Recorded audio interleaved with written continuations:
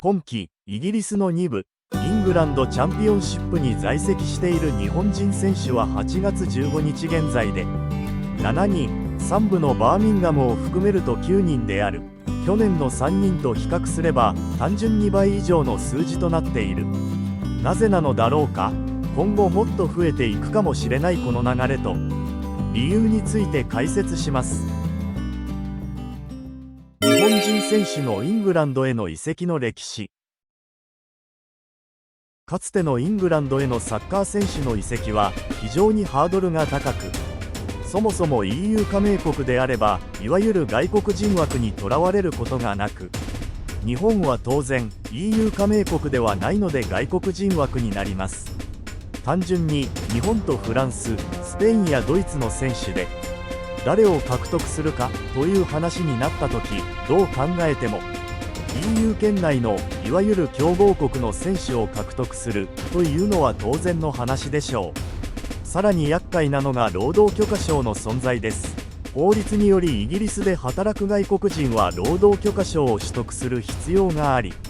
サッカー選手の場合は以下のような条件をクリアしなければ取得ができません。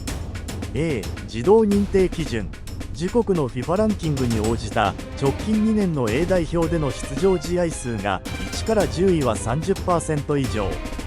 11から20位は 45% 以上、21から30位は 60% 以上、31から50位は 75% 以上、21歳以下は直近1年。 B. 例外パネル。自動認定基準に達さなかった場合、例外パネルでの判定となる。移籍金が移籍金基準値、前シーズンのプレミアリーグで発生した移籍金から算定の一定割合を超える場合、給与が給与基準値、前シーズンのプレミアリーグ全クラブの給与額上位30人の給与額から算出の一定割合を超える場合など、さまざまな条件をポイント化し、計4ポイントを超えた選手についてイングランドサッカー連盟が特例を認めるか協議して判断する。つまりどういうことなのかさっぱりわからんと思われる方も見えるかもしれませんが、別に理解しなくても大丈夫です。これまでのプレミアというかイングランドへの移籍はすごい大変で厳しいものだったということだけ覚えていただければ OK です。なのでこれまでのイングランドへの移籍はベンゲルさんに頼んだりベンゲルさんに頼んだりベンゲルさんに頼んだりベンゲルさんに頼んだりしていました。一転してすげえ雑な説明。さらにホームグロウンルール、イギリスもしくは英国チーム下部組織出身の選手を保護するルール等もあり、日本人選手にとって所属するだけでも非常に厳しいリーグでありました。しかし2020年12月31日、サッカー界のみならず全世界において非常に大きな変化が起こりました。ブレグジット、そう、イギリスの EU 離脱です。ブレグジット後の英国移籍の変化について、EU 離脱に伴い英国フットボール界の移籍がどうなるのかといえば、大きくは2点。国外からの18歳未満の選手獲得が完全に禁止、そして EU 圏内の選手を自由に獲得できなくなるの2点です。以前まで加盟していた EU の基本理念は大雑把に言えば2点。それは労働する場所の自由と居住する場所の自由です。かつて EU 圏内のフットボールリーグにもあった外国人枠はこの EU の理念に反するとして可能悪名高いボスマン判決により撤廃。 EU 加盟国内であれば外国人枠なしで選手を起用することができました。その結果選手の移籍金の高騰につながったんですけどね。そして国外からの18歳未満の選手獲得に関しても、かつてアーセナルで活躍したフランセスク・ファブレガス選手の獲得の際、スペイン、イングランドの労働法の隙間、スペインは当時18歳以下はプロ契約を結ぶことが禁じられていた。イングランドは16歳から可能。FC バルセロナの会長選という期間を狙って移籍金なしで獲得。つまり当時16歳の優秀な選手を国ごとの規則期間の隙間を縫ってバルセロナの下部組織から移籍金なしで強奪。アーセナルでデビューさせたりしていました。ベンゲルさんやってんな。とにかく以降はそういった移籍は完全に禁止。英国フットボール界は大きな変化に見舞われたのである。新ルール GBE とは、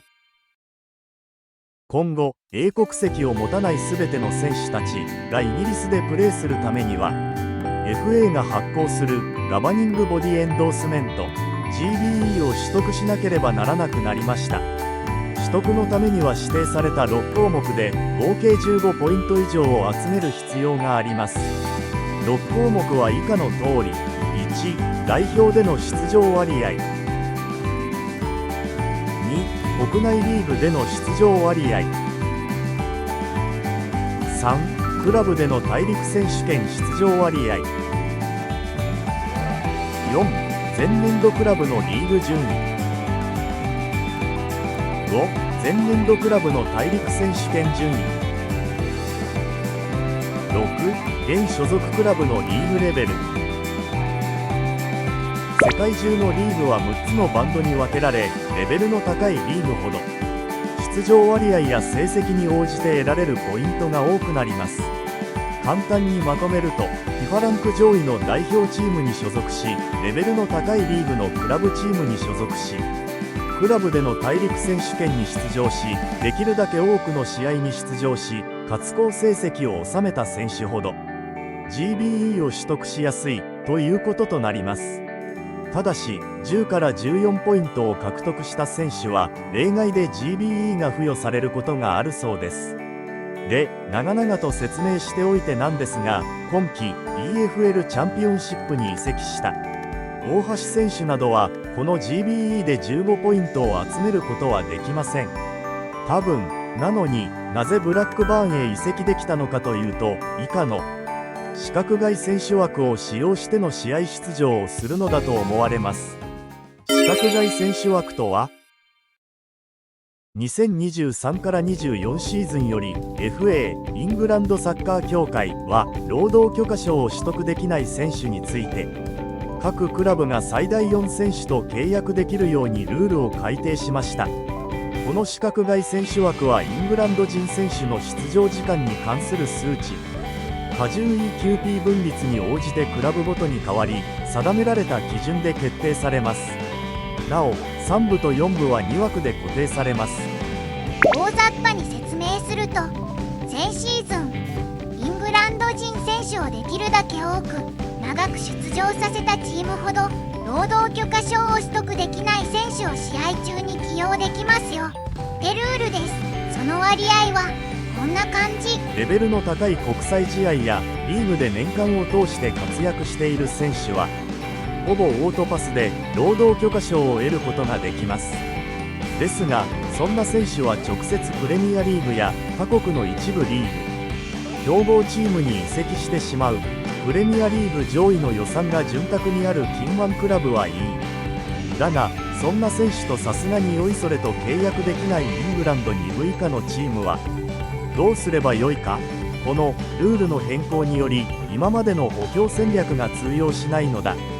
デンマークやセルビア、メキシコ、アメリカ以外の北米やアフリカのマイナーリーグから独自の補強を行ってきたクラブは補強の方針を根本的に見直さなければならなくなった。そこで注目されている国の一つが日本の J リーグというわけである。松木玖生レンタル移籍の本当の狙い。FC 東京の松木玖生選手がサウサンプトンに完全移籍した際の移籍金は約6億8000万円だそうだ。はっきり言ってこの移籍金は特に高価というわけでもない。安くもないけど、そしていきなりトルコリーグにレンタル移籍となった。わざわざ6億かけて取った選手を即座に他リーグにレンタルに出すあたり、サウサンプトンは松木選手をどうしたいのだろうと日本人として思ってしまうのだが、これについても前述の GBE からある程度予想ができる。松木選手は GBE で15ポイント以上獲得はできない。なのでもし今季サウサンプトンで試合に出場しようと思ったら資格外選手枠を使用しての出場となる。が仮に今季トルコリーグでそこそこ活躍できたとしよう。そして来季の開幕をサウサンプトンで迎えたとしよう。トルコリーグはバンド2に該当する上記の GBE6 条件のうちの6現所属クラブのリーグレベル。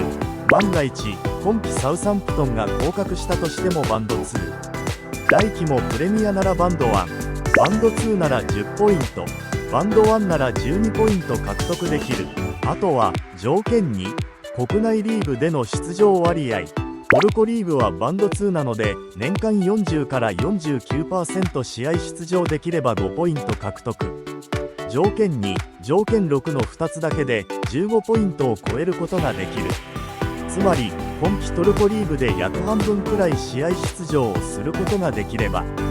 もちろん活躍もしてほしいが、サウサンプトンは来季開幕時に欧州になれかつ英国労働許可証を獲得した松木玖生英国仕様を起用できるのである。松木選手をいきなりレンタルに出したのはもちろん欧州に慣れてもらうという点もあるだろう。戦術、監督、スカット等さまざまな理由があるのだろう。だがその中には英国労働許可証を獲得し来季以降起用しやすくするというチームとしての思惑も含まれているのである。日本の J リーグはちょろい。そして2つ目の理由がこれである。自国の選手をプロテクトする気がまるでなく、低価格で選手の獲得ができる。そのまま自チームの戦力にできればそれでよし。いざ他チームへ売却となってもそもそも獲得した金額がたかが知れているので大幅な黒字が期待できる。何なら欧州組として箔がついたとかなんとか言ってJ リーグが高価な移籍金で買い戻してくれたりもする。金の支払いで揉める可能性も低いし、これほど楽な商売もない。現在海外のチームはその支出に人件費が非常に大きなウエイトを占めており、かつ移籍金による売却益も非常に大きな収入となる。だが J リーグのチームは未だこの流れに乗り切れていない面があり、今後も良い言い方をすれば選手の海外挑戦、悪い言い方をすれば選手の流出は続くだろう。それは J リーグからすれば国内の空洞化へとつながる。秋春制への移行、 ACL の大幅なレギュレーション変更と並行して J リーグのチーム運営は実は正念場を迎えている。まとめ、これまでのイングランド移籍は労働許可証を取るのが大変だった。しかしイギリスの EU 離脱によりイングランドサッカー界のルールが大きく変わった。これは日本国内の選手にとってはチャンスかもしれないが、 J リーグのチームにとってはスタメンをボコボコ安値で引き抜かれてしまっている。 J リーグのチームにとっては必ずしも良いことだけではなく大きな変化を求められているということなのだ。2024年夏、今までに増して多くの選手が海外へと移籍していきました。逆に言えばスタメン選手を予想だにしなかったタイミングでボコボコ引き抜かれてしまったチームもあり、この先リーグ内のチームのパワーバランスが大きく変化していくかもしれません。 ACL も始まる2024シーズン J リーグ後半戦注目です。ご視聴ありがとうございました。高評価、チャンネル登録をぜひよろしくお願いいたします。